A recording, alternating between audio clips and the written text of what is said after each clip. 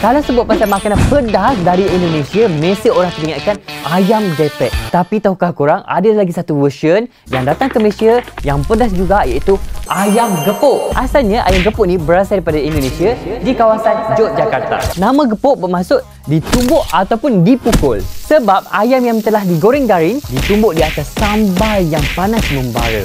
Hidangan ini diinspirasi dari cara tradisional masyarakat Jawa yang suka sambal tumbuk segar. Bukan sambal yang blender tau. Sambal yang kasar, aroma dia kuat dan dia lebih rasa asli. Ayam yang biasanya diperap dengan bawang putih dan juga garam digoreng sampai garing. Sambalnya pula dicurahkan dengan minyak yang panas. Dari Indonesia, ayam gepuk mula menular di Malaysia sekitar tahun 2018.